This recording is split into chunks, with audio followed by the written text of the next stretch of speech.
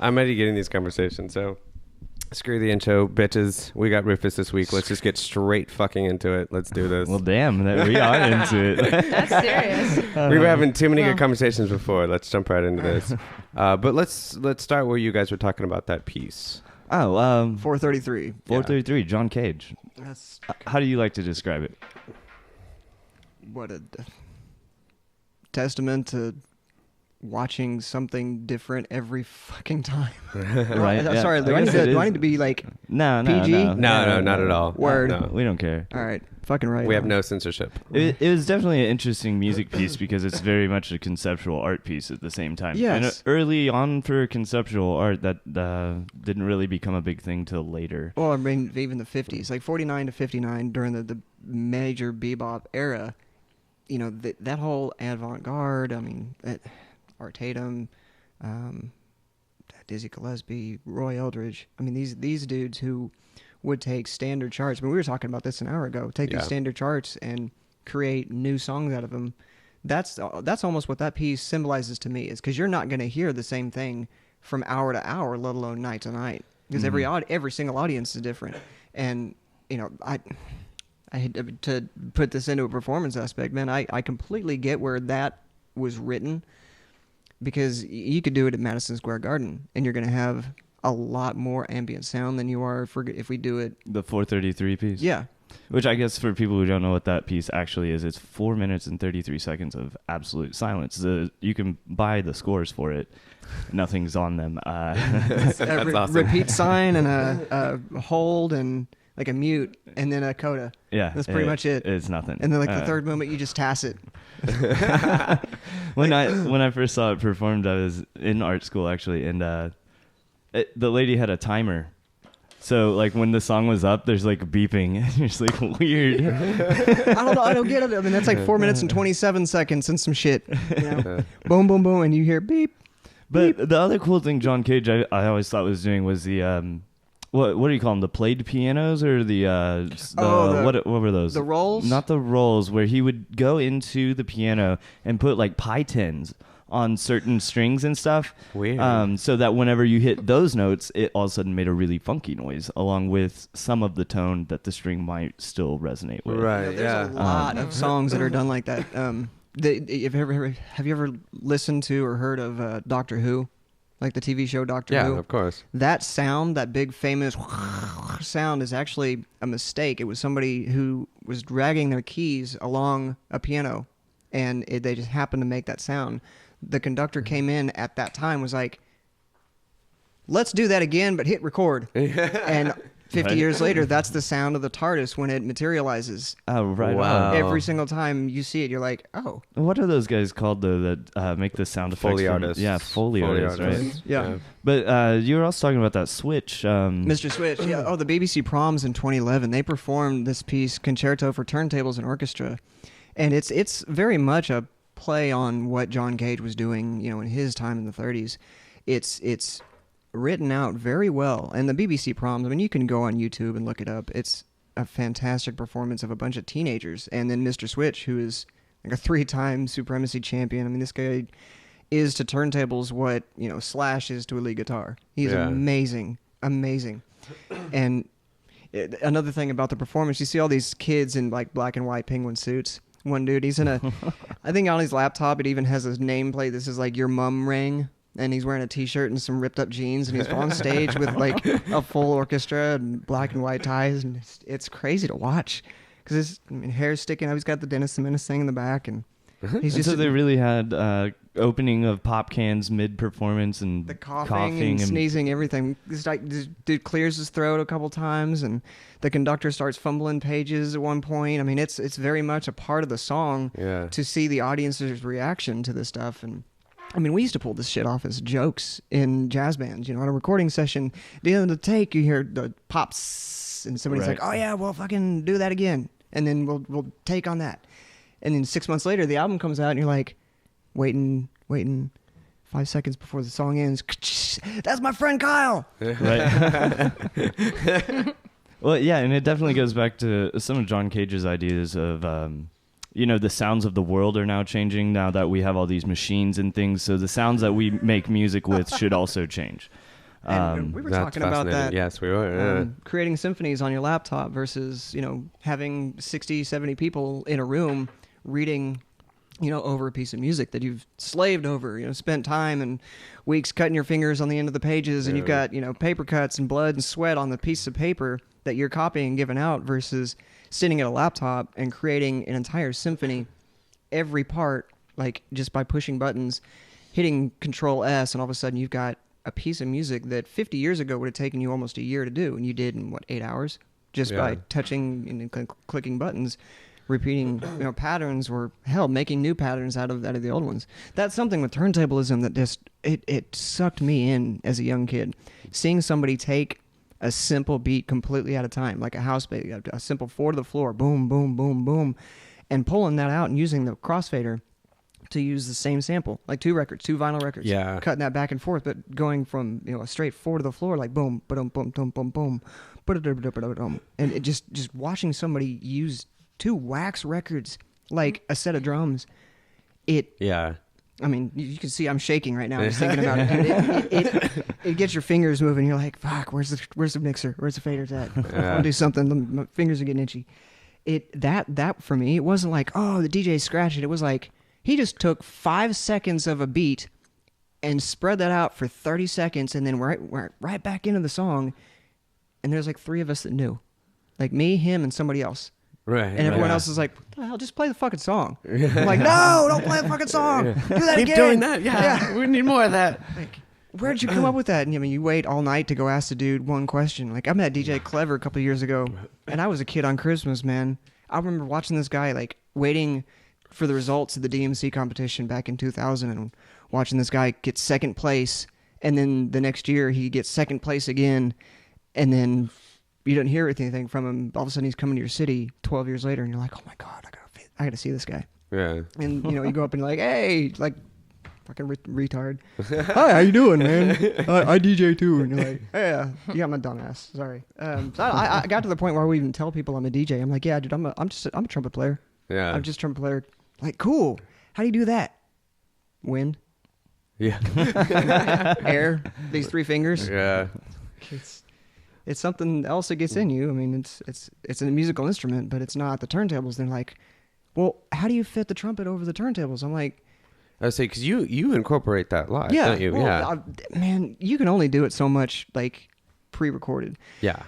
Yes, you can do it pre-recorded. It doesn't make any fucking difference one way or the other on a mix album. If somebody's listening to it from China, they're like, oh, this dude in Oklahoma is, putting a pre-mix album together. Great. Well, at one point I mixed all these tracks together. So if I have, tracks 2 and 3, which I mixed that 3.5 minutes long, and that I use from 4 years ago, a recording that I made, I cut that out. It's still something that I mixed, and I'm mixing it again. It's just I'm mixing in another mix that I did. Mm-hmm. So in essence, I mean, if you really get onto it, a 210 mixer, if you're pulling in, a mix that you did from 2013, 2012, 2010, 2002, you've got 2 pieces of music that are being mixed at that time. You're pulling that into the left channel, and then you're trying to pull in this one, which could just be 1, it could be 3, it could be 5 different mixes that all went into one. So you've got your left side that has these 2 put together, and the right side, which could have 1 to 3, and you're trying to fit, all these lines of music together and make them work all within a certain BPM, all within a certain key for me, because, dude, I play the B flat trumpet. It's one instrument, but it's in several different keys depending on how you play how you hold it, how you blow the instrument, how you blow the air through the instrument. It's something that I've spent a lot of time learning how to do technically, so that I don't have to think about it. Mm-hmm. Right. Going into the electronic world from the classical organizations of. We're talking about sitting down and rehearsing for hours and hours and hours just to get one piece right. To go from that world to, you can just hit record and do it later in post production. It's added an element that's almost fake to a live performance. And and even in creation, creating this stuff on a laptop or computer, whatever you're doing, rather than using instruments in a recording studio, whatever, being analog, it is very a lot more difficult too to be able to record it without it feeling and sounding artificial. To try to get the instrument of the computer and everything to sound more alive and to have that contain that emotion and feeling. Yeah, you can stare at a box all day long, and it won't do anything. But if you turn that box on, there's a screen and sound and pictures, and all of a sudden emotions and heart, and something comes out of it, and something grabs you. All of a sudden, it becomes a television. Same thing with a laptop. A laptop can become something, but only. It's like what we were saying about turntables being a musical instrument.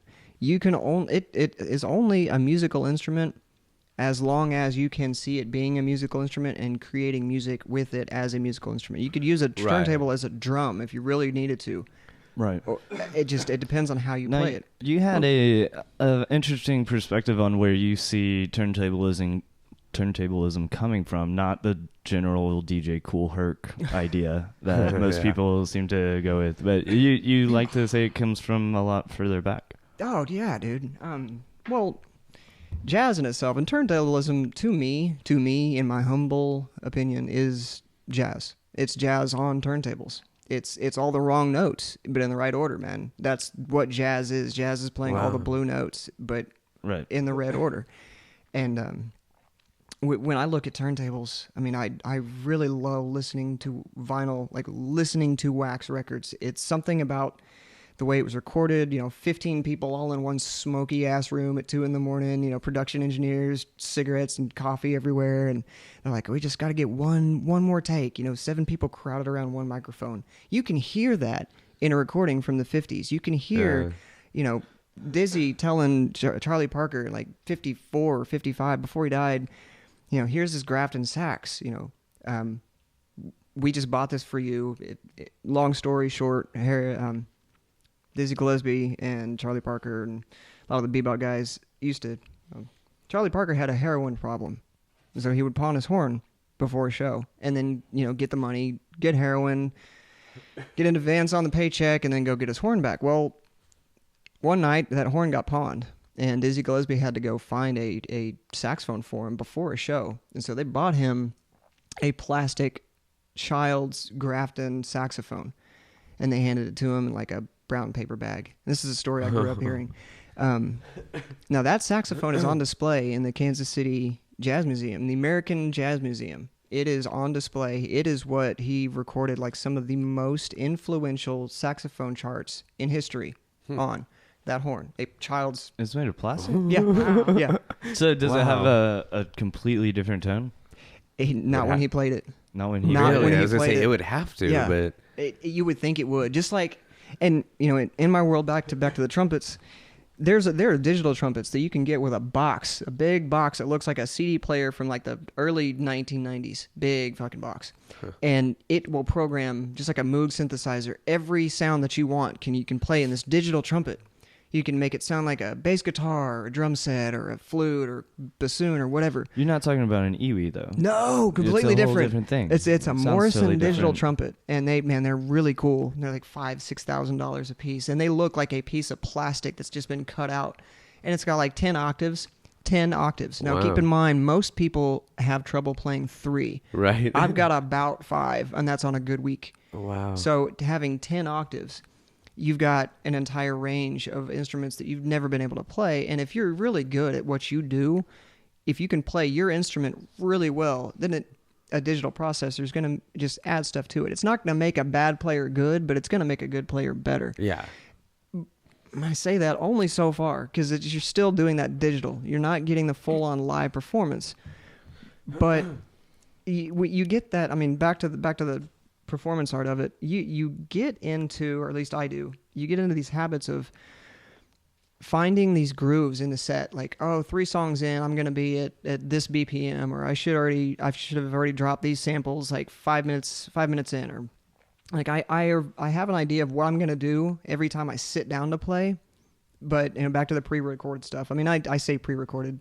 It's stuff I have recorded before. It's not like, I pick someone else's mix. When I say Right. It's stuff that I've either done in the past, or I'm like, oh, dude, I did that in 2004. I want to do that again, but let's do it with a different song. Let's kill the bass on this and pull in the mid, and let's add this Daft Punk sample right here. 30 minutes into it, right here, I want to drop the Technologic sample. 12 seconds of it, but that's it. And it made the CD. I mean, I'm talking about one specific like set, and I still remember it to this day. Absolutely made the 30-minute set to hear 12 seconds of Daft Punk right in the middle of it. Yeah. And, wouldn't know any different. But it put me in a mindset that this performance, this is a one-time thing. So it doesn't matter if you hit record or if it gets pressed to, tape, CD, whatever, MP3. It's still only a one-time performance. And so in that, I've got to make that one performance fucking awesome. Yeah. Because if it's not, then it's always going to be, it's going to sound flat on the record. It's going to sound flat when I listen to it 5 years from now. And that aspect, that changed the way I approach the turntables, because I watched this live element. I watched these guys do stuff I could never, ever, in my wildest dreams, do. I've never been able to do the beat juggling the way I've wanted to. I've practiced for hours and hours and hours and hours and fucking years. Yeah. And there's still things I'm like, fuck, I watched somebody else do this a week ago, and I can't do it. And then you get, there's this LL Cool J rip. You're like, oh yeah, LL Cool J is as hell. Like, I learned how to do that. It took me 12 years to learn how to do that. But once I got it, I stayed up for like hours. LL Cool J, LL Cool J, LL Cool. And it's everyone and their dog does it. But it's something else to add to the repertoire. It's something else you can throw in a live set. You're like, I remember learning this at this little hookah lounge or this bar, and I've held on to it this long in the back of my mind, and finally I can put it down. And I can put it down in a way that I like to. And so, go down and listen to these songs years later, these mixes that you've done. And I try to record everything because, for posterity, someday I want to listen to it. Yeah. Maybe it's the next day, maybe it's 10 years from now, but someday I want to listen to it. And I just want it all to sound good. Whether or not I perform something 100 times or just once, I want it to sound good every time. And that live element, that aspect of, man, it can't happen like this again. Like John Cage's pieces, it's a one-time deal. And that's why I have so much respect for that particular piece is, again, you're not going to hear it the same way twice. You never will. Unless you're in like a anechoic chamber. Right, yeah. There's didgeridoos in the background. But no, it is something about, like you said, building up your repertoire. It's like building up your arsenal. And the more things that you can do, the more whatever, it really builds more versatility in your live set, because you're not going to be relying on the same, tricks and tips and all the things you've been doing. No, you can't. Yeah. There are guys in my world who have, spent 20, 30 years making a career out of doing one or two things really well. Right. Doc Severinsen, man, he's one of the most fantastic trumpet players, to ever be on TV. And this guy was on the Carson Show for years. He was much more famous than the Carson Show would ever allow him to be. But he knew how to play on that fame. There's another guy who was on TV, and you probably wouldn't know this to look at him, but he's one of the only people in the world who's registered with perfect pitch. Really? His name is Paul Schaefer. Really? And he was with Letterman. Yeah. Yeah, no, yeah. Yeah, that dude has perfect pitch. Those shows where they would be like, stump the band, that wasn't rehearsal. That was live. That was, hey, Dave's fucking with Paul again. Yeah. And let's see can you play this Skrillex song, or let's play a Lord song or something. And he's like, 3 bars of it. And they'll play like 3 chords. And all right, I got it. And these most like unassuming little tiny guys who have this musical repertoire that would blow your fucking mind. Yeah. They have these jobs where they get to do it every night. But they make their money off of their names and selling products. And like Doc Severinsen sold trumpets for Yamaha for years. And then Getson did an entire line for him. That dude knew how to pander his image and make money off of his image. And so just being on TV helped him by showing him, he just showed people what he was doing every night. They kept interest in it. Therefore, he stayed relevant for years. Fast forward to today. And you've got people who are fighting every single day to stay relevant in a 24-hour, world that never stops. Yeah. People like Lindsey Sterling, who I have an immense respect for talent-wise, have had to make a living dancing around like a puppet And she may love doing it, man. I was And gonna say I've watched her do it live, and you could tell that's her. You Yeah. know what I mean? She loves what she's doing, and she loves just running across that stage and playing the that's so violin. cool And that she can do that. But I think that she noticed that that's what she does, and I don't think that she held back in her personality. She said, "This is who I am, so I'm just gonna let it go." Did you ever see her on that on the audition show she was on? Yes, Like I America's did. Got Talent or something like yeah. that. They shut her down so quickly. They were like, man. you're not hitting. And of course, she's dancing around. Yeah, you're not going to hit the right notes if you're dancing around, moving your fingers. Yeah. But the fact that she could do any of that Yeah. was amazing. And to listen to her now, I mean, that dubstep, the violin dubstep, first track that I've ever heard by her, it was just absolutely amazing. Brought tears to my eyes. And I don't even really you judge that as dubstep either. I mean, you've got some dubstep sounds, and it reflects dubstep. So everybody's like, yeah, it's like the dubstep. But It's it's orchestral, not. man. It's absolutely. And just because you're using the sounds and maybe a little of the tempo doesn't mean that's dubstep. I've got dub records that are 15, 20 years old. Right, Like dub the original dub yes. records. Yeah. And, I made a joke a couple years ago. I found this Whale Songs record, and I was like, the very first dubstep album. I put it up on Facebook, and people were like, that's fucking wrong. That's not this is the first dubstep. I'm like, I don't think dubstep's actually been pressed on vinyl, man. I mean, probably at some point, but at the time, everybody was going all digital, so... Well, they're still pressing stuff on They records, are now. but- They are now. Well, yeah. There's been a resurgence that's kind of cool. Yeah. Yeah, record sales just hit the highest this year in like 20 years or something. Or something ridiculous. It's the first time CD sales have ever slumped, like ever. Well, is anybody buying CDs though at all anymore? I can't tell you the last time I bought one. Yeah, no, me honestly. neither. 2004. Wow. Snoop Dogg's Rhythm and Gangsta. Nice. Oh, that's funny. Yeah, I bought that with like a DJ Icy album, and I think I ended up going into Hot Topic and buying three of the vinyl records off of that album that I'd bought at Hot Topic. Like I bought three of the records for that album off of there too. Just that was a place to go get new Moonshine records back in the day, and it's weird to say that. Like Moonshine back in the day, 2002, 2001. Right. Like it really doesn't seem that long ago, but in this world where, the weekly charts, if you're not hot this week, the next week you're not gonna be played. It's interesting to go back and have this like historical mindset of, oh man, that's what stuff sounded like back then. And, try to bring some of this old technology into the 21st century. I play an analog instrument that I basically buzz into, and that's how I produce the sound. Yeah. And, as great as it fun as that looks and as neat as it is to me, it's still only, honestly, it's a fart sound coming out of a big bell. It just happens to sound really nice at that time.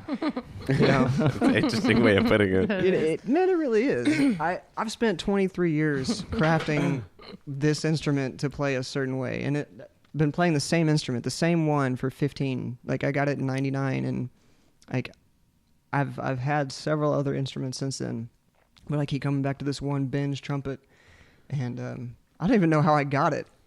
Honestly, now that I think about it, it just showed up one day, and it's like a 1975. Like I've done all the research on it. The serial number of the horn is like for the record, 16,543. So if it's ever stolen, that Ben serial number is mine. It's also the password to a lot of my email accounts, which will be changing tomorrow. But I mean, yeah, that was like a pawn shop horn, and it just ended up at my house. Never had a case for it, and I mean, of all the things, dude, I got picked to play this show in Anaheim in January, and I was looking for some sponsors, and I made a joke about, I don't have a case to put this instrument in. And not even a week later, like, the representative from this dealer shows up and goes, so, you're playing NAMM, huh? I was like, yeah. You want a case? Yeah. Well, go pick yourself one. I was like, all right. Nice. I'm thinking it's going to be, $50, $60. Maybe comp a little bit off. And he goes, here you go, take the tag off. Hands it to me. Well, sweet. Brand new, like, $76 case I got for free. Just because I asked. I was like, yeah. That's awesome. I need a new car, dude. I was just some rent covered for a while, Yeah. But That would pay be some. nice, I've got some bills, Yeah. credit card bills. I just bought some just dinner and a hug. Come on now. Wow, you're easy. Oh, man. A couple of dollar cheeseburgers and a Pepsi. I'll be happy, man. Absolutely.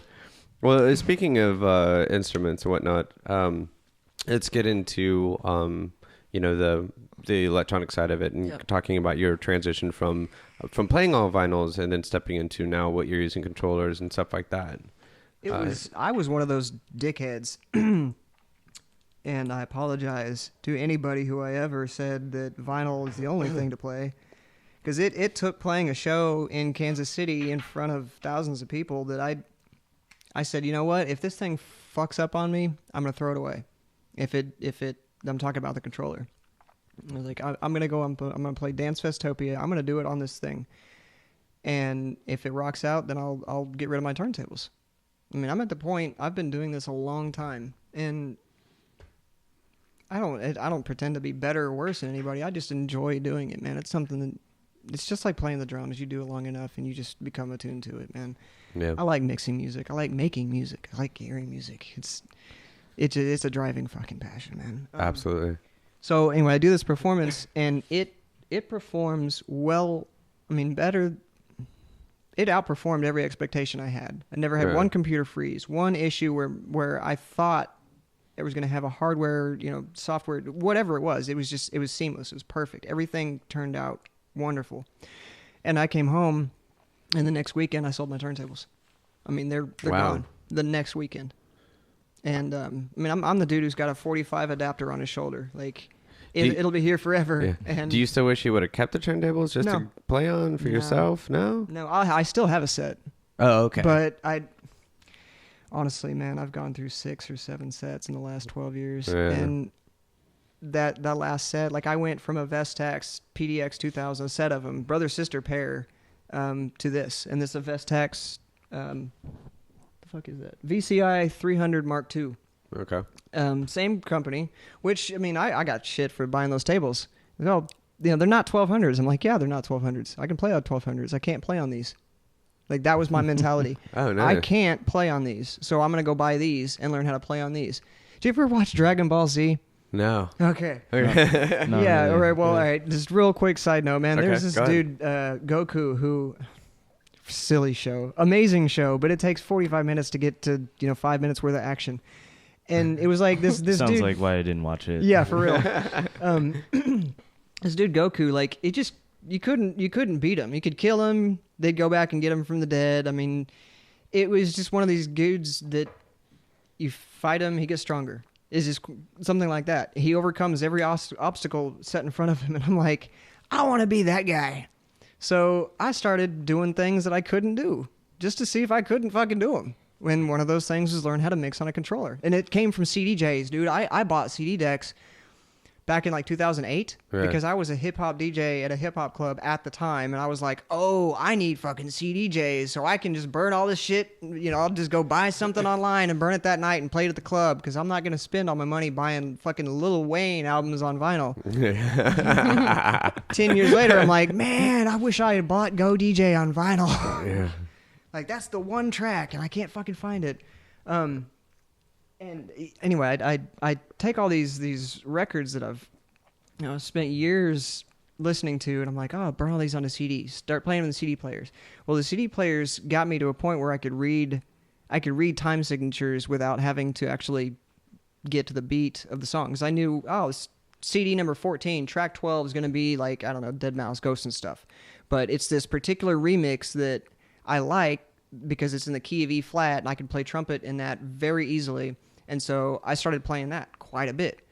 I hated Deadmau5 at the time. Hated him. But that was one track that I was like, oh, I can play trumpet over that. I can do what I do over your shit, and it sounds cool to me.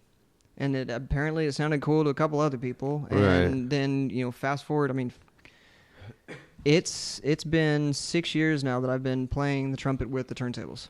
Wow. Like as a career. And all that came out of all things, man, a jazz recording album session. This entire concept came out of a jazz recording session with Robin Eubanks. We were recording, I think it was 2008, we were recording this album, in our jazz lab at NSU of all things, and he was our guest artist. Now, what he did, what Robin Eubanks does with the trombone, is he can take that brass instrument and make it sound like Jimi Hendrix's fucking guitar. Wow. Doing what I do, just using effects pedals. He uses a thing called a Digitech, which is like an orgasm on a fucking plate. Everything that you want is right here, and you can just. It's a foot pedal that's got every wah, every flange, every cross, everything. Yeah, I know what you're talking about. Yeah. And what he would do was like he would play something, loop it, and then like play that. He would harmonize with that. Follow me. Record all this live, loop all that live, and then solo over himself. So we're talking a 1, 2, 3 part like individual performance that's being recorded and then looped and then improvised on in that moment. And we spent all this time talking about taking that moment and expanding it. Yeah. To see somebody do that, and it's written out. It's like, oh yeah, hold for here. Robin's going to solo, hit the whatever foot pedal and just go off. And you can see that on paper. But when somebody does it in front of you and just picks up the horn, stomps their foot down, all of a sudden this trombone comes out literally sounding like a distorted blues guitar. Yeah. There's goosebumps right there. Yeah. Just remembering that moment. And you're like, I went up to him and I said, how do you do that? He goes, oh, man, let's go to dinner, man. I'll tell you all about it. So we go to dinner. Right. And only if this was video podcast. I know, man. There's some green dinner. Yeah. Medical dinner. There you go.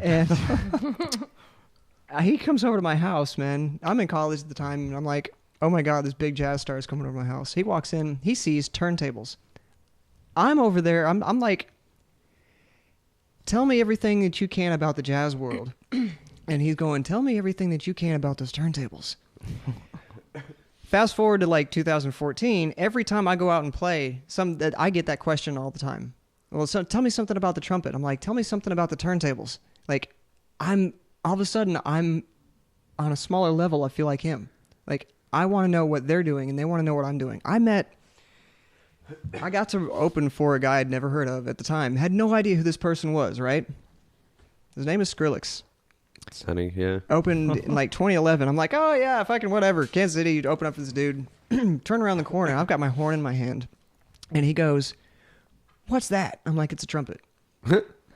That's the first moment I remember thinking, holy shit, this has come full circle, because he goes, tell me everything about that. And I'm like, tell me everything about what you do. Yeah. Two supposed DJs in the electronic music front. One's coming at it from like, I don't know, lessons and weeks and weeks of sitting down trying to get one line right on a piece of music just to perform it one time and never touch it again. To his world where it's, symphonies on plastic, just nothing but, and he was in like a punk band before that. So he's got that goth metal aspect. And it was new to me. So I'm like, oh, fucking dark dubstep shit. Wow. Crazy. And he's like, trumpet. Fucking crazy. And then he goes, I'll never forget this, but he goes, can I get a picture? I'm like, isn't that my line? Like, aren't I supposed to say that? He goes, yeah, well, can I get a picture of the trumpet? And he picks up the trumpet. I still have the picture. He's holding it the wrong way. Like the bell is in his mouth and the mouthpiece is down there on the bottom. And I'm like, I'm pointing at him going, nope. And to this day, I still look at that. I'm like, that dude makes more than I will in 4 years in like one night. Yeah. And he was absolutely befuddled on what the brass instrument, not only what it was, but how to hold the fucking thing. And I'm like, that's such a simple thing to me. But I guess, you grew up in a world where you've never touched it. You've seen them. Yeah. You see the guys in the marching bands playing these fucking things. You're like, oh, that's great. You never get a chance to hold it. So, to him, maybe that was holding it right. And I'm not saying it to make fun of him. I'm just saying it like this dude who you would expect to know all this shit about music because, you hear his name every fucking weekend. You see him all over TV. Everybody knows who he is. He was asking questions like, what key is that in? I'm like, it's actually B flat.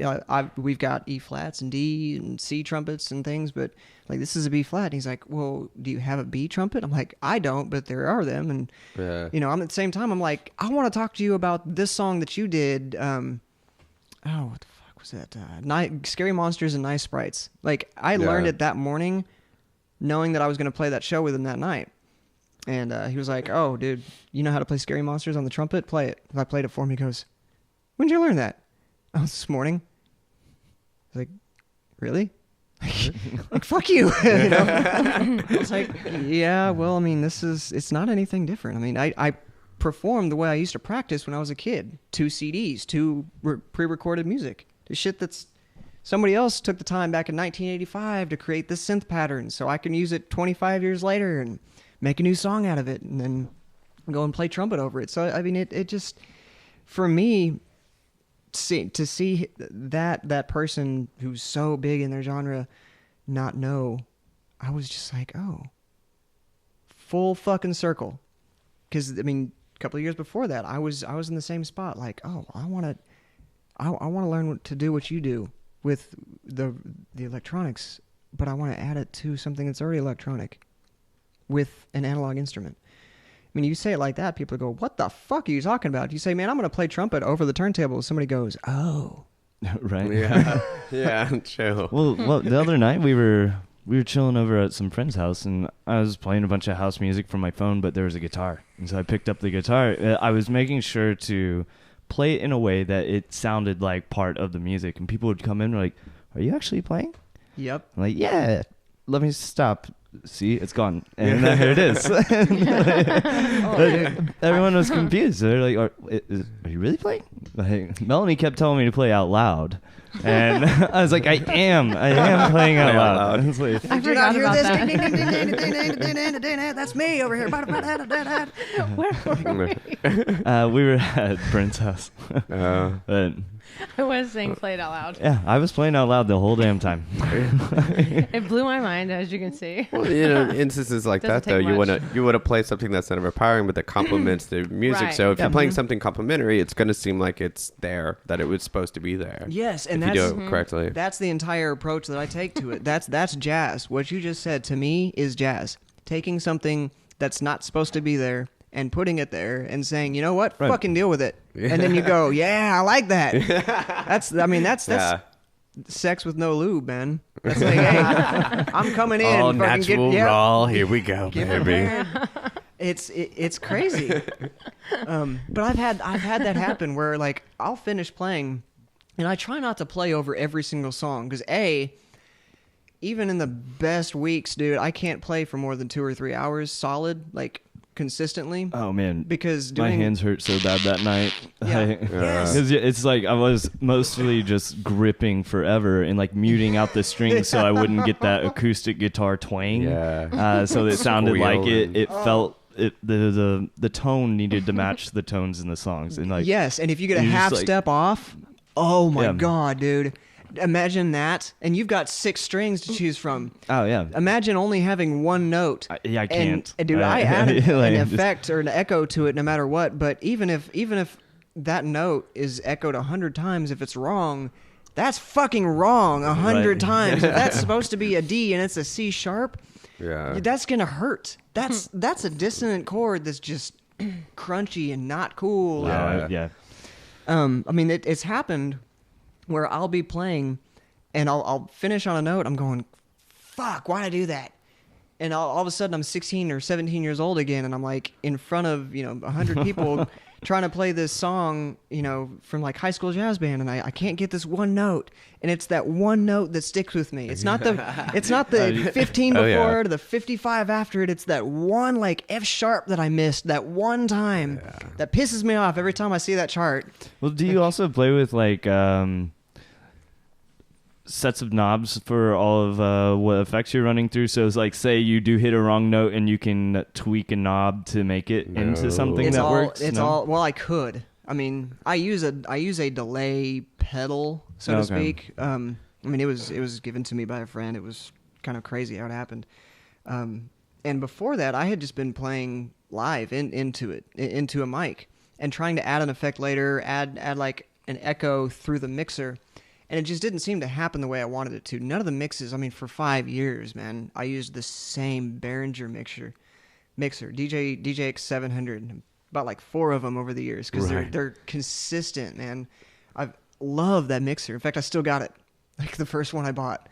And I could add an effect and almost get what I'm getting live, but it just wasn't there. And when I say that, like, something was missing, but I didn't know what it was until I came across what it was. And it was that echo. It was that, like, 0.8 seconds of delay behind it that it just adds enough. Like a space. Yes. Yeah. Just enough that's the way it ends. And it's, but I say that I can tune these notes. I mean, it's got little knobs on it, but I can't hit a wrong note and go, ah, shit.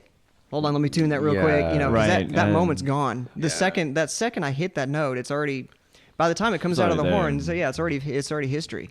Because I've played it. Oh hell, that's the reason. Band nerd lesson. It's the reason Dizzy Gillespie's trumpet stayed angled the way it was. Most people know that he had a trumpet that was angled. Most people don't know that was an accident. Even less people know that he kept it that way because once he broke that traditional mold, he found that he could actually hear the note that was coming out of his bell like a 10th or a 12th of a second quicker than if it was straight.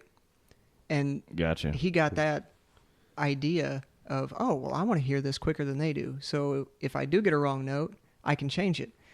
Wow. Like 60 years later, I fumble across that idea digitally. And I mean, I was high as fuck when I was reading a book. Went, oh my God!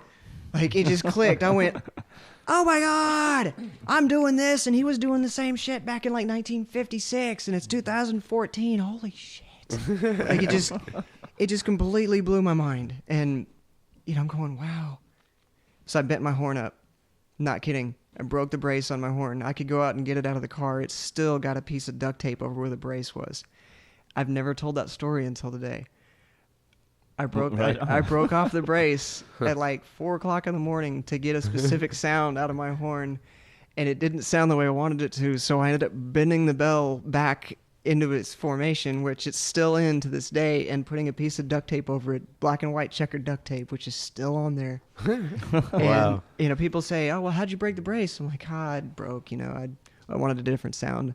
What I don't tell people I was copying Dizzy Gillespie from 60 years ago, 50 years ago, trying to do what he did, all analog, but with a digital sample. And I'm like, I mean, the irony of a guy who was all vinyl and vinyl purist and everything has to be wax, taking that and going to a next level kind of shit where, you know, most of the stuff I do is all already done. I'm sort of remixing tracks that I've played 100 times or 10 times, or hell, I may have found that morning. I mean, it's all a pattern. But finding those things and making them work in a situation that normally they wouldn't work, that is turntablism. And that to me is jazz. And that's what I love about music. That's it for me, man. That's it. Wow. Yeah. Yeah. You got a severe passion, bro. Yeah, I love it. This is great. Dude, it's all I've ever wanted to do, man.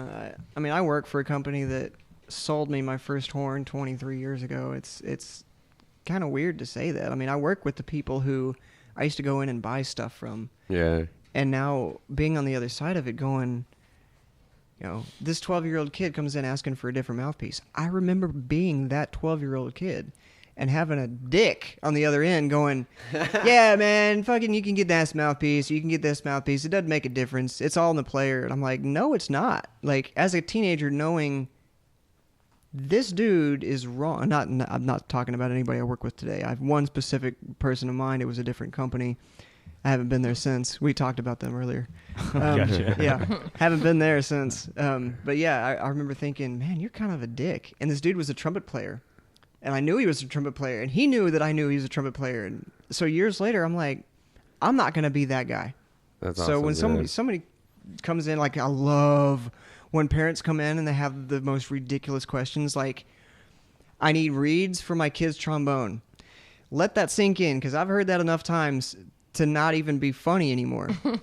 Like, a trombone's a brass instrument that doesn't even have a reed. Right. You can't even put a reed in it. I mean, you can probably stick one in it, but to hear that, It doesn't and then add to the sound. no, maybe like a tapping sound or something. But to see the lost look on a parent's face, like 5 o'clock on a Friday, saying, "I need reeds for my kid's trombone," I'm like, "Are you sure it's reeds? Maybe he said valve oil. Are you sure it's valve oil? Man, I don't know." And he texts him. He's like, "Oh, it's a book. I need this book." Like, all right, well, while you're here, He needs to read about a trombone. yeah, apparently. He's like, I need the practice book for my kid's 6th grade. And like, well, while you're here, let's talk about this, because if you'd have asked, I always think of this one dickhead. I'm like, if you'd have asked this guy, he'd have probably made fun of you for the next 30 years. But I try not to be that jackass. I'm like, "Oh, dude, trombones don't have reeds." And they're like, "Oh, I'm so sorry." I'm like, "Don't be sorry. I had the same question." Like, I probably didn't have that question, but I probably had a retarded ass question about the trumpet. Like, where do you empty the spit? The spit valve? Oh yeah. Like, Is that what that's yeah, for? like, I thought it was just so you could get air out like a different way. I had no clue. But I love when those parents come in and I get those questions, because I'm like, man, don't feel bad. I'll never get tired of saying don't feel bad or don't ask that question. There's no silly questions, because we were all there once. I mean, you said you picked up guitar at one point. You had no idea how to play a string. Of course not. You pick up an instrument, you don't know what the hell you're doing at first. It takes years to develop, skills on that instrument and get intertwined with that instrument, so you can start projecting your voice out and you're finding your character and your whatnot. Style, your style. And it doesn't matter if you play 15 instruments. You're not going to play every single one of them exactly the same. Right, of course not. Because you will have different learned experiences on a set of drums than you will on a set of guitar. Let's say you learn salsa on drums, but you've never played a salsa rhythm on a guitar. You'll be fucking lost. Oh yeah. You think you could do it, but you're like, no, let me just turn the guitar over and I'll just start tapping. Right. Let's just do that. It's just crazy to be on the other side of that now and go, oh yeah, I've spent 23 years doing this, but it's nothing big. I enjoy helping these people, but at the same time, like, I get done with that shift and I'll go mix, like, in my studio for 6-7 hours. Like, I'll go to sleep at 4 o'clock in the morning, get back up at 8, take my son to school, listen to what I did the night before, go to work all day, and then do it the next night. And then, I'll do that for 7-8 nights in a row. Then I won't do it for like a week, and then go do a show. When 10 years ago, I would do the opposite. Like, I wouldn't touch the turntables because I've got to practice. I've got to make it like a session. I gotta plan it out and set candles up and shit. And oh my God. You set candles up? Yeah. Still to this day, man. Awesome. Still to this day, I've got a candle in this bag.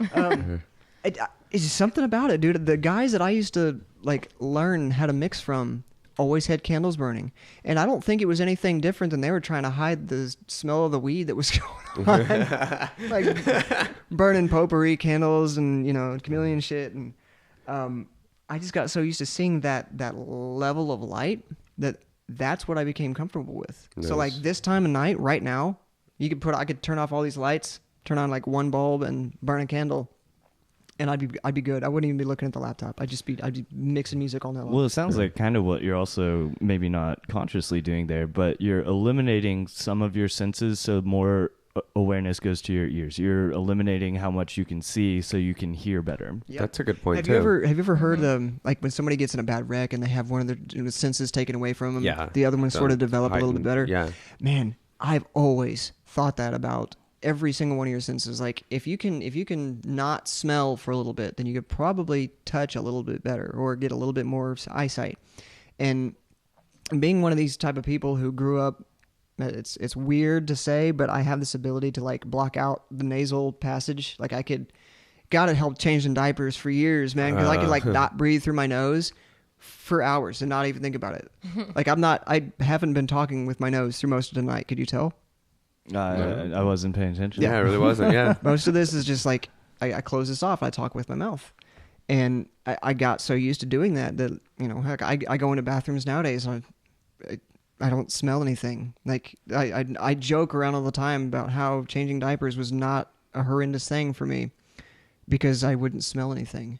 and it takes me back to this sensory thing of if you deprive yourself of one thing, then your others are going to get a little bit better. And so I would purposely maybe get myself out of light so that I could hear better. I mean, I listen to music in the dark all the time. I can't sit in silence. That was my favorite way to. Yeah, that's a good point. I mean, there's something to the rave aspect, the real audio visual experience. Yeah. But there's also something to be said to fucking just, I don't know, driving down the street listening to an old Phil Collins record. I mean, there really is something to be said about In the Air in the Night at, I don't know, 10 o'clock at night when you're going home. No, you got is the headlights and the lights passing over you. And the ambient noise in the background, Yeah. that John Cage shit. You're like, yep, well, today was a good day. Fucking Air in the Night comes on. Yeah. You know, it's one of those moments you're like, the next time you hear this song, you're going to remember that moment that you're in right now. And you're like, oh, today was a good day. And the song came on. There's something really particular about, music and memories, especially, to me, I've noticed it through so much, but, there's an interesting correlation there. There was, even back in just rock and roll, there's, I'd listen to an album, I'm like, no, I like all these songs. This one's not such my favorite, whatever. I'd go see them live, and all of a sudden that one I hated is now my favorite song in the track because of everything I experienced, hearing it live, the way they did it, the environment, everything. And then you listen to it years later, you still have that memory attached to that song, and Dude, it's changed completely. Rush off of there's a CD called Roll the Bones, like the third or fourth track on there. It's all instrumental track. First song that I remember hearing after Tom Sawyer and YYZ that Rush did. I had that same experience. It every time I hear that song, I'm taken back to being 11 years old in my brother's Suburban, listening to it the first time, thinking, "Oh my God, this is one of the worst songs I've ever heard." And then just listening to it over and over and over and over and over and over and over, not by choice, but because it was my brother's favorite song. And the song's like, "Where's My Thing?" Which, even the title, at 11, you're like, that's kind of dirty. I think I like this song, but I don't like the song. I just like the title. So, Mom's like, "What are you listening to?" "Where's My Thing?" She just looks at me like, "Oh my God. What do I have in my hands?" And I see him later, I think it was Snakes and Arrows, like 08 or 09, I got to see him. And they performed that song. And it changed every memory I had of that song, seeing it performed live. Yeah. But it didn't break that memory, it just added to it. Because all of a sudden I'm 11, but then I'm 27. So, I mean, there's this 16-year gap of, oh, my God, have I really been listening? Oh, my God, I'm 27 at the time, this is back in 08. I'm like, holy shit, have I really been listening to this band for this many years? And then the next year, no, it was 08, because 09, we moved to Kansas City, completely forgot about Rush.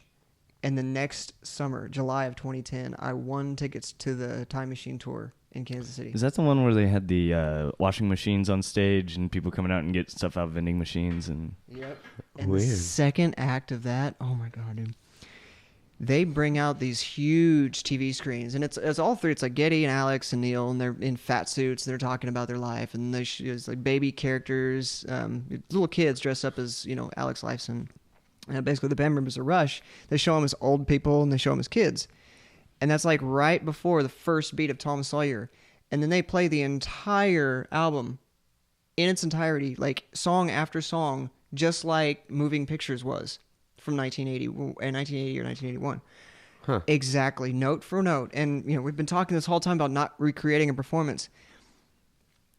Of all things, to come on that.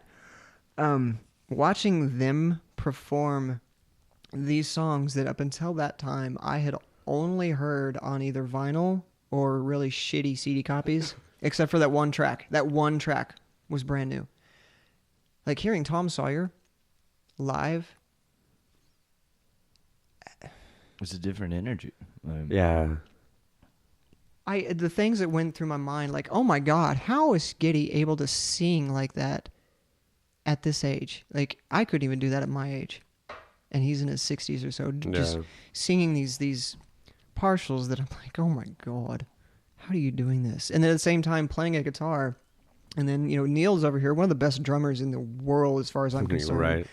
I mean, and you've seen this set just grow. His set just like went from a 10-piece kit to now he's got like 75 fucking pieces around him. He's got like, cymbals and marimba bells. Then you have the one that like, it's like 180 set. Yeah.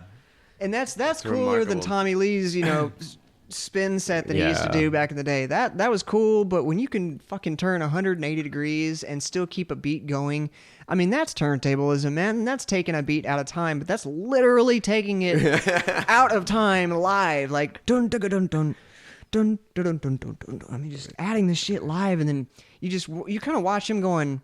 This drum solo is supposed to be like 10 seconds. 6.5 minutes later, like I have seen shows where the guys will be so enthralled in a drum solo that other guys will put down their horns. Shit, I've done it. Like, okay, well, he's going to play for another 5 minutes, so I've got time to rest. And maybe sneak in, like opening a can of Pepsi like it's a joke. I mean, there's not a show that I've played in the last 20 years that I haven't had a can of Pepsi around me. I should be sponsored by Pepsi as much as I put in my body. Like I drink this shit like people drink water, man. And it's awful. I mean, it's destroying me, but it tastes so good. But just you see these guys. Anyway, back to watching this all happen live. Them recreating this moving pictures performance. That's at this time it's 30 years old, and they're doing this 30 years later, just like they did it when they were kids, but to a brand new generation. I mean, my son was like a month old at the time, and of course he wasn't with me, but I'm watching this going, man, my son is going to know this band. I knew this band. My brother knew this band. Like, it's kind of like a passing down of a family tradition, like listening to this band. Like, this helped me become, I don't know, the kind of listener that I like. This helped shape my musical style. And I didn't realize it until almost 20 years later when I saw them. I'm like, oh my God. Thinking about that performance on the way home, thinking about Tom Sawyer and the 5/4 time. And like that part, I mean, it brought tears to my eyes live. And then thinking about it a couple years later, I mean, I started crying again. I was like, holy shit. Yeah. That was a really cool performance, man. I got to watch that live. And I still, I could close my eyes, I could be there again. I mean, it was one of those things that it shapes you. And again, it gets in you, man. Music is like a drug. It is a horrible, unforgiving bitch of a drug. Yeah. I mean, she'll take everything that you got and want more. And you're like, I'm broke. And she's like, yeah, fuck you. I'm on to the next guy. And you're like, no, come back. I'm not done with you yet.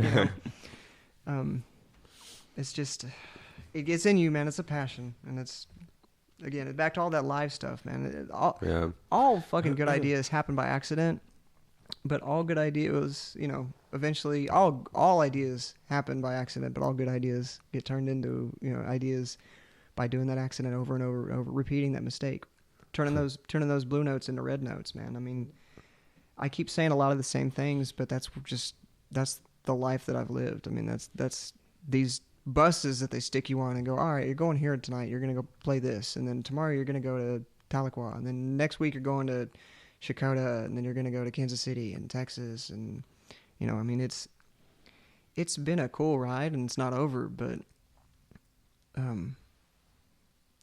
it sure has shaped the way that I think about, everything else. Like I approach life as a musical instrument now. I'm like, oh well, what can I get out of you today?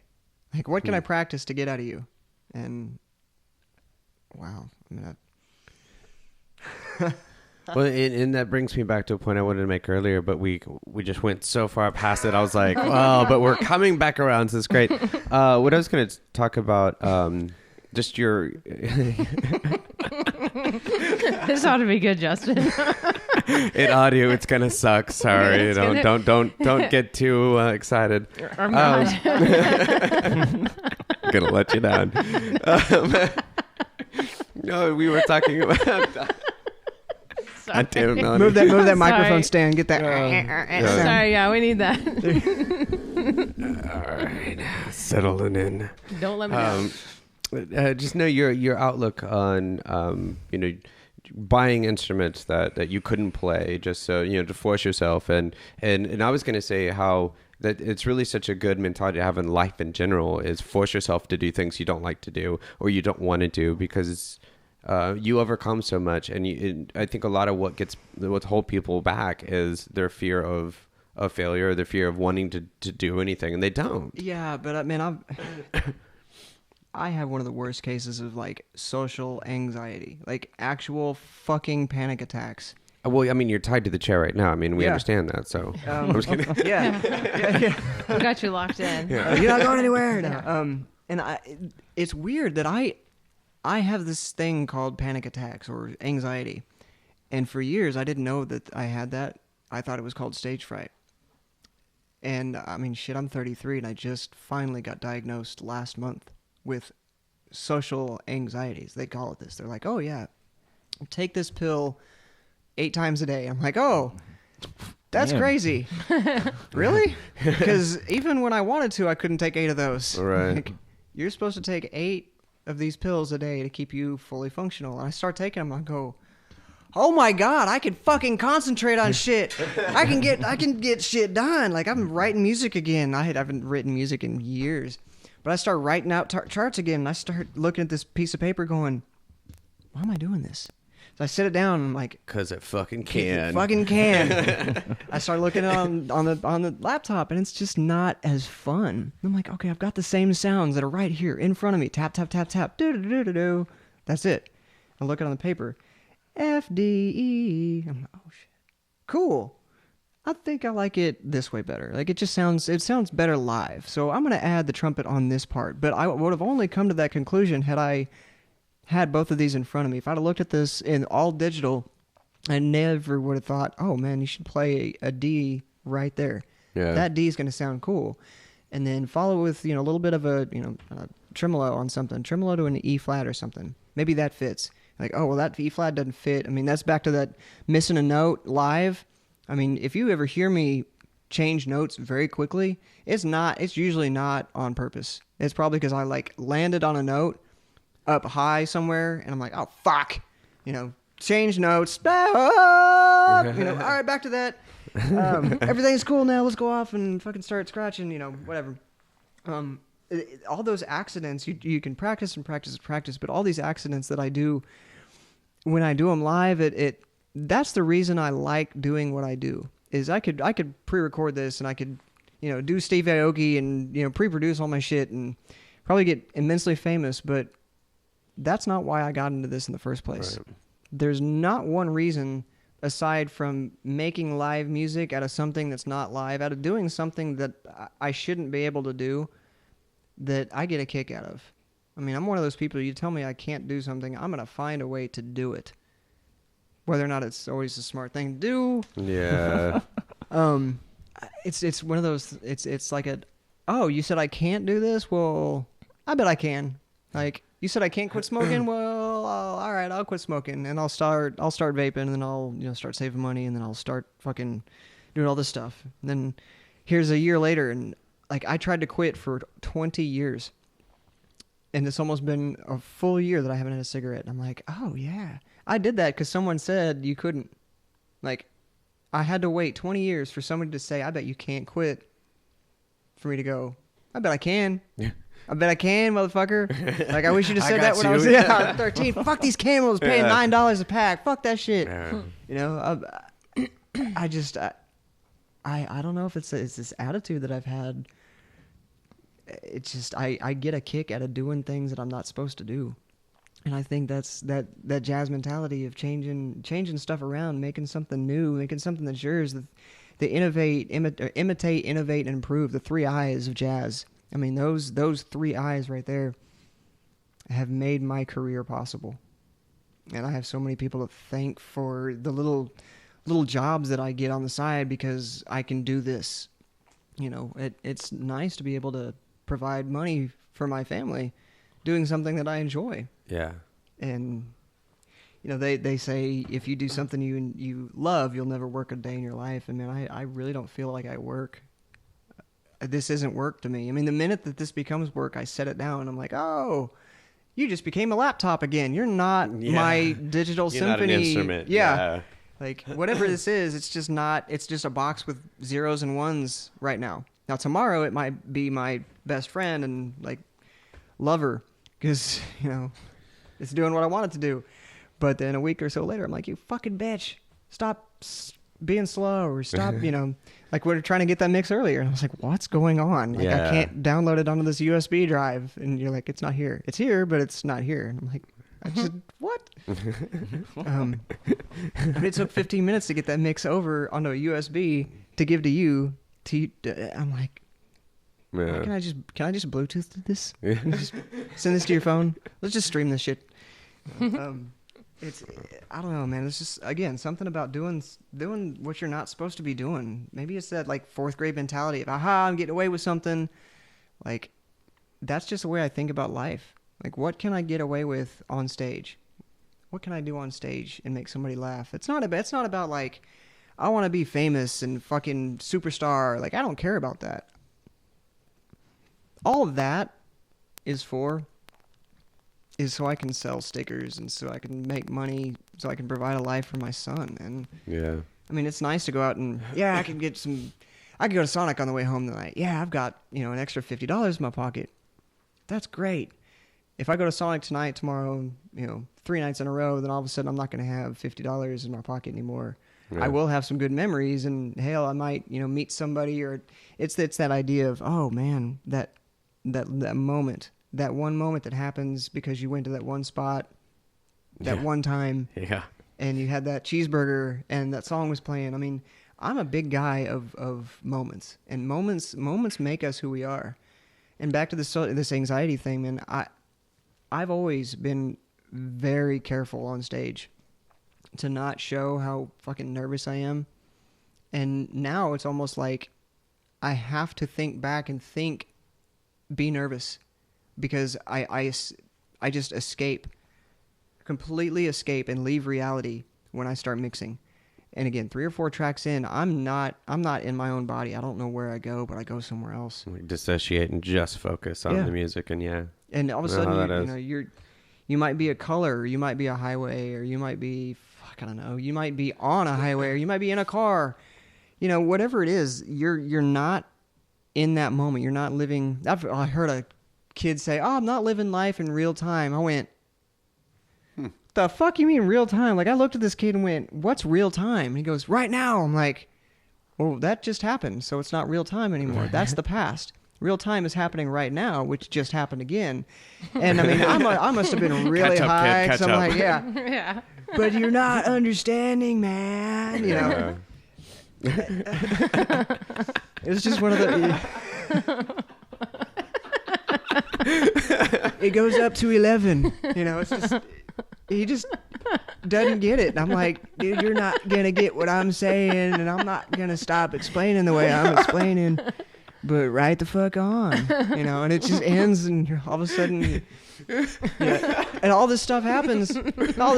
Now, keep in mind, all this is going on. I'm still mixing music over here. Like, I'm still fucking mixing these 3 songs together, two tracks that I really dig. That sounds like quite a moment. Yeah. Was he? And I think that's why I really get bothered when somebody comes up and talks to me while I'm playing. Oh, because you my bring God. me out of that moment. I'm like, I gotta deal with you. Not to be rude, but like, I'm just like, just let me talk to me after or before, or you need to please do not disturb. I got that. I'm the DJ, not a jukebox. Yeah. I've got to wear it around me now, like a dance monkey dance sign, or do not feed the animals or something like that. Because hey, come on, man, play some Kesha and play some. Oh my God, Rihanna! It bugs in every person who's ever touched a set of turntables, who's had this happen, knows what it feels like when somebody comes up and you're playing fucking house music, and they're like, "Can I have something to dance to?" Yeah. They're like, da-da-da-da-da-da-da-da-da-da. All right, let me throw on some like big band or something from the 70s, and let's see if you can dance to this. Because right now, this boom, boom, boom, boom. That's pretty fucking straightforward. Yeah. If you can't dance to that, then how are you going to dance to? I mean, it Well, and for them, all they're meaning is something that a song that they know. Oh, Play me something that I know. I want to That's hear what I they're really heard on the asking. way here to hear Yeah. you, and then I'm going to listen to it on the way home, and then I'm going to listen to it at home. So I'm going to hear the same song 4 times in a row, and then Yeah. I'll ask you to play it 2 times. Like when the Cupid Shuffle hit. Oh, That God. hip hop club, oh my god, dude! I fucking hated Monday nights there because it was like half country and half hip hop, and I got out of playing the country. I don't like country, honestly, not my thing. Yeah. Western swing is cool. Hank Senior, cool. Hank Junior, not my thing. But on Monday nights, dude, at like midnight, that Cupid Shuffle would drop, and the other guy who was doing country was like, well, I'm done, man. He'd play the Cupid Shuffle. I mean, you would see the place start shaking because everybody wanted in on that. And then 4 times, I mean, I opened a club in Kansas City that the guy was like, I want you to play the electric slide every hour on the hour. I went, you realize I'm only here 5 hours. Like, you're going to hear this once an hour this night. Why? He goes, oh, because it's a hot track. I'm like, no, it was a hot track in like 85. Like, it's like, jump on it, you know? That's an old song, but you know, everyone's remixed it, so it's like, fucking... you know. Yeah. But I kind of went, why would you want me to play this at the top of every hour? And then I played it. I'm new to the city at the time. I played it, and it did the same thing that the Cupid Shuffle would do. I mean, everybody came out of the fucking woodwork and jumped on the floor for that 3 minutes and then disappeared.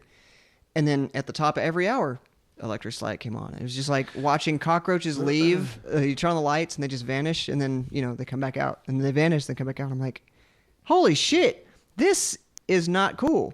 So when I when I'm doing sets and somebody comes up and they're like, man, can you give me something to dance to? I'm like, fucking yeah, I'm playing it right now. Yeah. This is I don't know, Zoo, ZHU's the new artists that I've been kind of digging lately. There's some shit that. What is it though about? We've always had a song. As soon as we're done with one, another one comes along. You know, the Electric Slide, the Macarena, the Cupid Shuffle. We always have had one Trends. song in society that It's a would trend, just happen. man. It's the next big thing. But what is it about that? I mean, because they're all this kind of same. You have kind of do this certain dance to. What is it about it? It's the format, man. You think it's just on the format, It's the composition? format. That's the way it's. It's AABA, but it's taken. I mean, if you look at things like, what is that, Gangnam Style. Gangnam Style. Gangnam Style, yeah. That I saw something today. It's like it broke YouTube's counter record or something like that.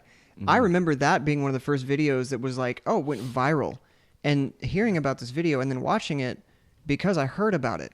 And then thinking, oh my God, this sounds just like a G6. I mean, not exactly like, but to me, Right. I'm like, that's the same song.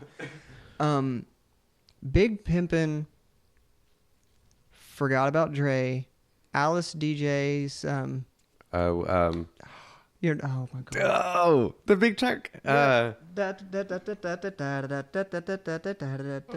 know what you're talking about now, but I can't think of the name of it. Oh my God. Let's look this up. It's gonna bother me. All right, keep talking. I'm Yeah. gonna look this up. no, it's not. That's ATB. Anyway, all these tracks are within a genre set. I mean, hip hop. You've got Forgot About Dre. You've got Big Pimpin'. That's Jay-Z. That's Dr. Dre, mixed with, the Alice DJ. Oh my God, that song's gonna bug me.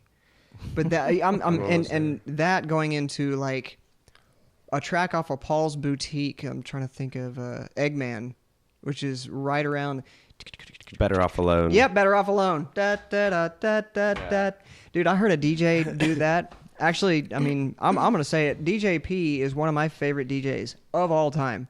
And I just happened to know him. I mean, I didn't know who this guy was when I started listening to him.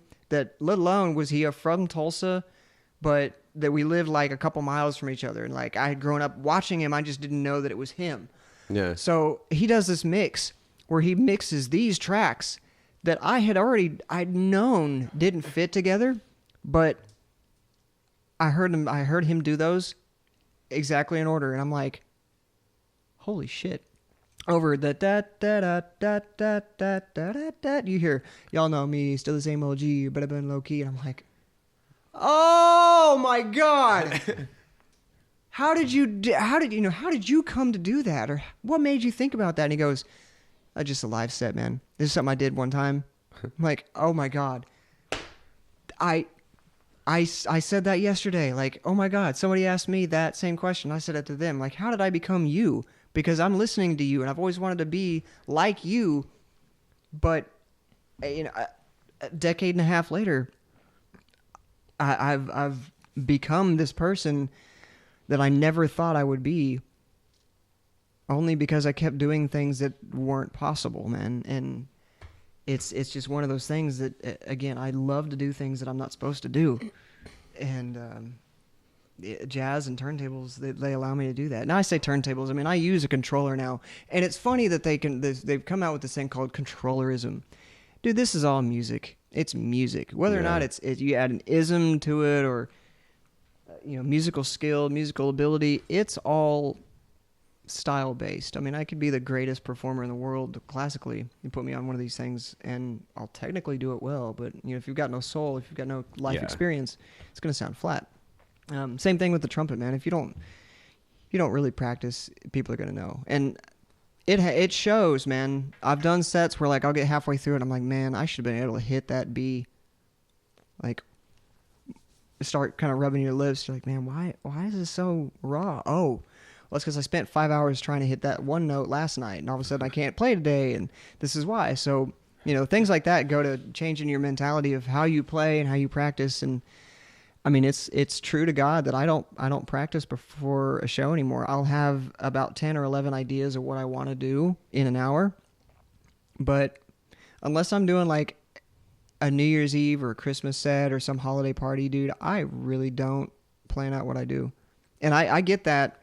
I mean, yeah, I plan to do an hour set or I plan to do 45 minutes. But in that 45 minutes, I have no idea if I'm going to go with Steve Aoki or Plump DJs or like, I don't know, Evil 9.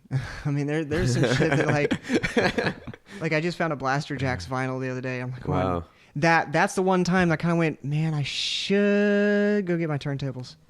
But it's 4 o'clock in the morning. I should go to bed. I'll listen to this tomorrow, and it's still in the white, like it's not even in a sleeve. It's in a white piece of paper, like not even a sleeve, like literally a piece of fucking 8.5 by 11 because I couldn't think of anything else to do at the time. Like I gotta go to bed, so I'll just put it between these. And I mean that Blaster Jacks record, it's gonna be something that I'll never ever forget where I was when I heard it the first time, and I can hear it repeating in my head as I'm talking to you. And I can see the record spinning, and it's that moment. It's that, oh my God, that's cool. I like that. I bet I can do that. Let's do that. And then a couple of years later, like, yeah, I did that. Yeah. Yeah. I mean, it's again, man, it's just like a disease. It gets into you, and it makes me itch. It really does. Jazz makes me itch. I know exactly how you feel about that. Yeah. Well, so do you have any shows coming up anytime soon? Shit, Friday the 6th, I'll be back out at the Buzz Hookah Lounge.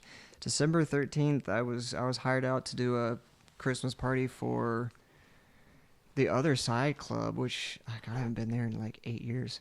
It's been really. We used to play at like Eternity, which is next door, and it was crazy, like watching these hip hop acts and being like, yeah, I'm doing what you're doing, but only in a different aspect, and then all of a sudden, fast forward 6 years, I'm getting hired to do what they want, but with my flair on it. Yeah. At the same place. And the 31st, I'll be back out at like Utopia nightclub is on 31st and 34th and Sheridan, and I'm doing New Year's Eve there, and it's all electronic. I mean, it's all. The Buzz Hookah Lounge is down tempo stuff, but I mean, I'll fit in all genres of music. I genre hop quite a bit. I mean, it's that ADHD thing. I can't stay with one particular style of music too long, unless it's drum and bass, because all drum and bass sounds alike. Yeah. After a while, unless it's fucking AK-1200, all drum and bass sounds alike. I say that I love drum and bass. Love drum and bass. It's awesome. It's really cool. Drum and bass to me is drum and bugle corps on vinyl. I grew up watching things like people like the Madison Scouts and the Blue Devils and the Star of Indiana. You guys ever heard of Blast? No. Really? Holy Uh-oh. shit! Oh my god. Okay, a couple of years ago, Disney bought a drum corps, basically. Star of Indiana was a drum corps back in like '94. They lost their last season and then kind of got bored with what they were doing, which marching band competition has been a big thing for 100 years. OU was one of the first bands in Oklahoma. Like we have the distinction of having one of the first actual bands in this country. And it's in Oklahoma. I mean, Wow. the OU band. The National Band Service Fraternity started at OSU in 1919. Like, I'm part of that fraternity. It's called Kappa Kappa Psi. I'm a brother from the Alpha Rho chapter, and it's something I don't look back on with a lot of happy thoughts, but I'm glad I went through it. Yeah. I mean, most of the time I was there, I was fucking headache. But I got to do some really cool stuff while I was there. That facilitated meeting people like Peter Erskine, Vince DiMartino, Robin Eubanks was the biggest name I'd played with at the time, but I'd always listened and had a mad respect for the Brecker brothers. When I got to not only meet, but play with and induct Randy Brecker into Kappa Kappa Psi, it was a moment that I will never forget. And this dude is he took what Benny and Dizzy and Billy Strayhorn, all these guys were doing in the 50s and 60s and kind of remastered it, repackaged it. He did something new with it. And then I see it. I'm like, ooh, that's kind of cool. I bet I can do that. And again, I start doing it just because I can. I'm just like, man, I can't do this. Well, let's keep practicing. Let's see how long it takes us to not be able to do this, and I don't know. It's hard to describe, but it just makes me want to fucking play more and practice more and get better and just genre hop. But again, it's one of these things that the live aspect. Sorry if I keep trailing off. No. That live aspect. I mean, you don't get to see people doing DJ sets with that same feeling. I mean, yeah, it's one thing to watch the Executioners in like '96 and watch, Rob Swift and who was it? Oh shit, DJ. He won. It wasn't Sir Scratch. I can see him. He won the DMC competition in like '96 or '97. Part of the Executioners. He just died. MMA fighter. Oh shit. I don't know. I don't know my that god. one. It's not ringing a bell. I've got to look this up. That's the second one. Mr. DMC champion. DMC champion 1996. Fancy phones you talk to. I know. I know. I don't even want to type anymore. Talk Just, this is back. what I need. Fucking get it. I was talking to your neighbor the other day, and he was telling me too that like his stepdaughter is 5, and her dad bought her a cell phone. Rock Rada. Rock Rada. 95, 96. Watching him. DJ Rock Rada. Right Dude, on. he took 2 copies of this fucking, there's like an X-Men song or something like that. And he starts cutting it back and forth, but he's using his shoulder blades with the crossfader. Like I wish I could show you on video. I mean, on audio, yeah. Yeah, show you on audio. He's like taking his shoulder blade and moving the crossfader as he's touching the turntables, pulling them back, beat juggling. Like he's moving the crossfader with his shoulder blades. Oh, But weird. he's not even facing the turntables. Right. Like, if the So his turntables- back is to it. So Yeah. as he's moving, he's doing this. Like he's reaching around to literally put it back into time, doing what guys practice for years to do live frontwards. But he's doing it backwards. I mean, that live performance that won him the championship, it was 95, 96. That, you don't see that anymore. And if you do see it, it's not respected. It's an art form. Turntablism is an art form. And absolutely. it's one of those things that just, it's not going to be around forever. I mean, I hate to say it, but I don't play records as much as I used to. I've sold off like half of my collection because I don't need it. I mean, all the songs that I really want, I can have put right here. I can redo or I can sample. That doesn't mean you have to.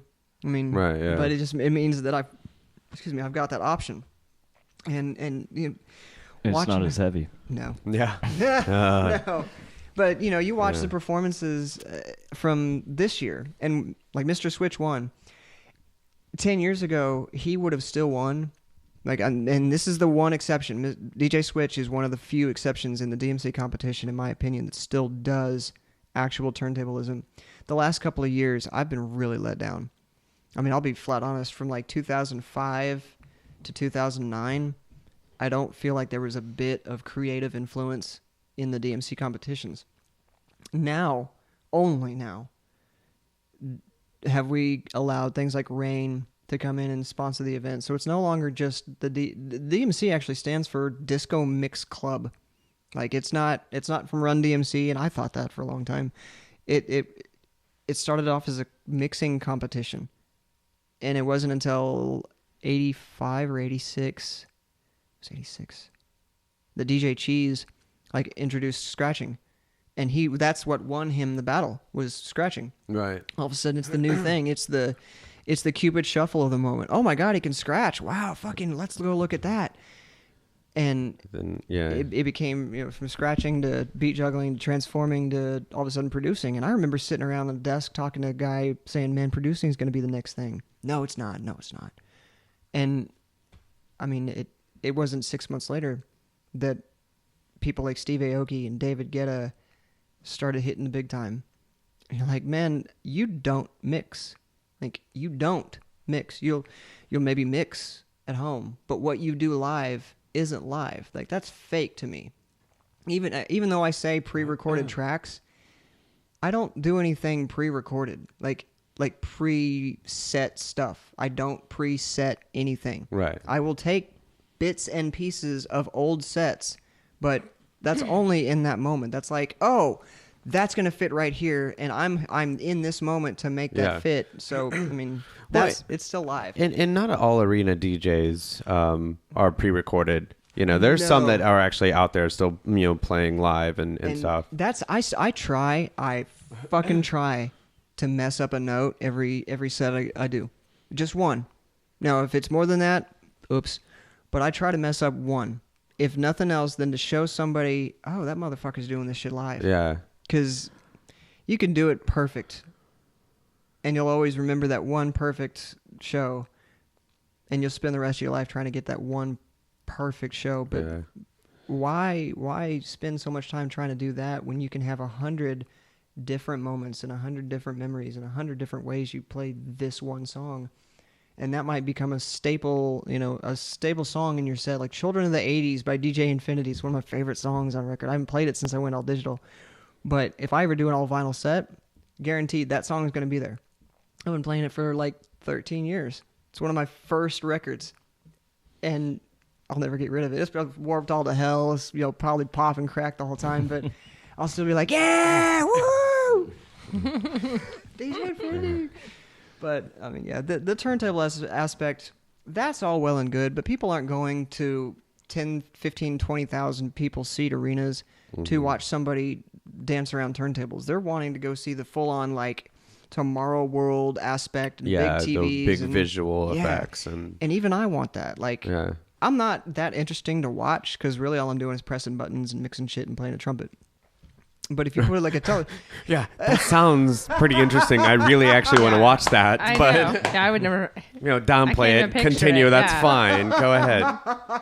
Whatever. Yeah, it is what it is. It's just it.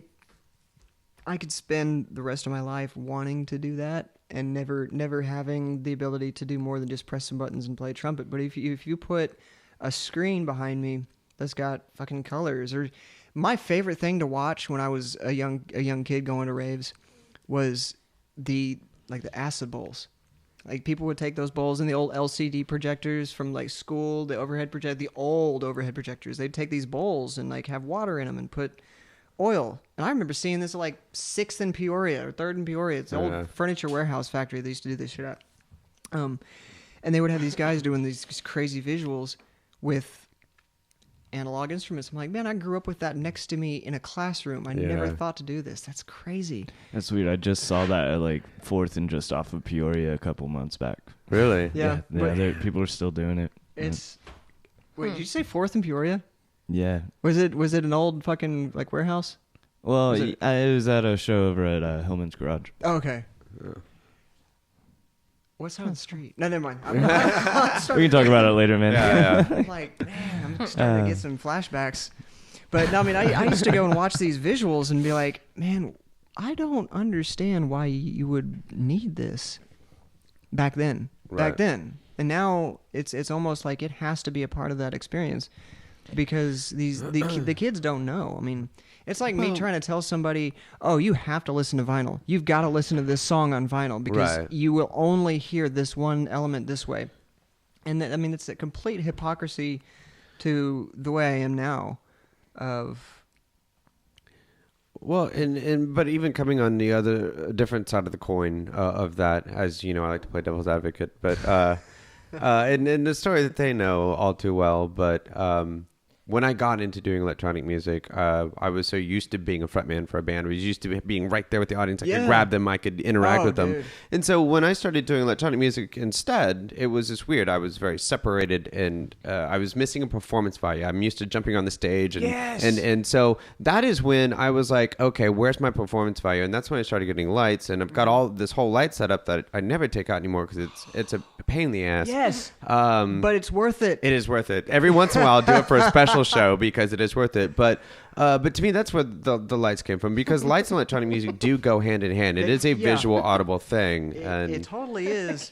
And everybody's like, well, if you knew what you were doing, if you knew how to play right, you wouldn't need all these lights. I'm like, it's about the experience. It's about the environment. Like, it's that moment, man. Yeah. And again, I say that moment. That moment could be 3 seconds or that moment could be 30 minutes. Yeah. But that moment...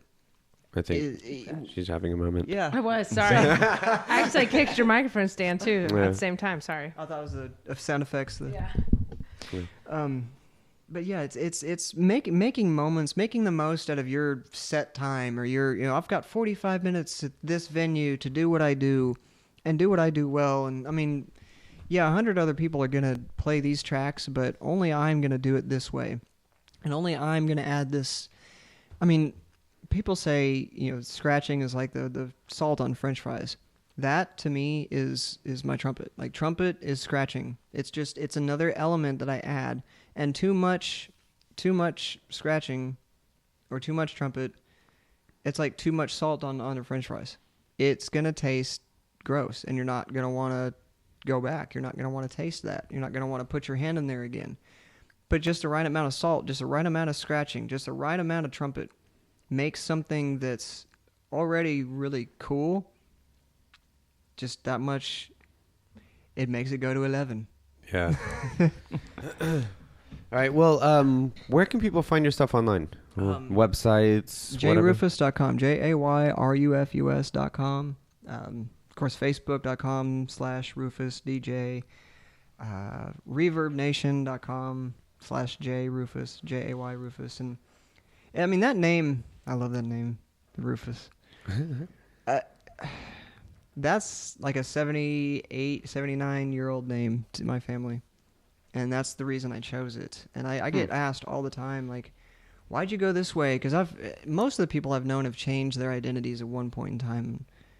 I thought about it, but, I mean, the person who taught me my love for music was my grandfather, and his name was Rufus. He's also the person who inspired me to play the trumpet. Took me to first get my trumpet, then took me to my lessons, took me to go pay the fucking thing off, like made me go down there every week and pay a check of, $35 or whatever it was. And I mean, he instilled this love. So when I started thinking of, oh man, what am I like? I started spinning in like early 2000. Back then it was like, oh, well, everyone wants to be an MC and everyone wants to be a rapper. So I'm not going to come up with a rap name. Like, I'm just going to go a different way. I like DJing. I like seeing what these guys do with records. But I want to do something else with it. Like, I want to add my own spin to it. I've already been playing trumpet for however many years at the time. Like, why don't I just add that? Believe it or not, I thought of that in like 2003. Mm-hmm. It was another 5 years before I actually implemented it. Huh. And it was that recording session, man. It was seeing somebody in their element doing something technically isn't supposed to be done. I mean, you're taking a brass trombone that has a really rich, warm sound and making it sound like Jimi Hendrix's guitar. And I still listen to Robin Eubanks and I'm like, man, thank you. Like every now and then I'll send him a text and I'm like, thank you. A couple months go by and I'm like, what's that for? And I'm like, my career. I mean, it's a running joke, man. I'll send him a Facebook message. Hey, man, thanks. Like, for what? X bass. Why that track we recorded? Yeah. Why? Well, because that E flat partial, like something in that note made me think of this, and that fits with these 10 or 15 other songs, and so that pattern I've been playing for however many years in all these different tracks, and none of these are jazz tracks, and these are all electronic songs. Yeah. But to add this one jazz element to me, and again, I mean, it's all again comes from my grandfather Rufus, and I figured, if I'm gonna do this for him, I'm gonna take that name. Yeah. And that's where it is. Well, that's an awesome story. I like that. That is cool. Yeah, That's really that's cool. Wasn't like I was walking down the mall, tripping my balls off, and I saw peanut butter jelly, so I named myself DJ Peanut Butter Jelly. No. I was wondering where that was going. Yeah. My grandfather, his name was Rufus, and then my uncle's name was Rufus, and I was almost named Rufus. I was so close to being Jason Rufus. So you just named yourself Rufus. I was gonna say This that. was going to happen anyways. It was gonna I happen. might as well just do it. They Yeah. did it. So yeah, I just went with J Rufus, and it's Nice. been that for years, and so that's me. Well, right on.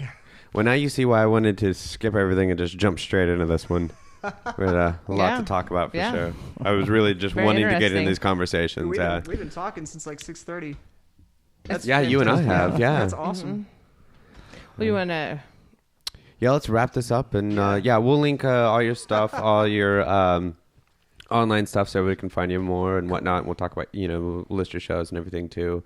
And just keep up with us. Let us know when you're having other shows and we'll keep telling people about them. And I'll be performing. I'll be at the NAMM conference in Anaheim in January. That's a big deal. Like, even as a kid, I remember thinking, wow, every big music merchant, like every dealer goes out to this thing, and it's massive. Yeah. Deal. Yeah.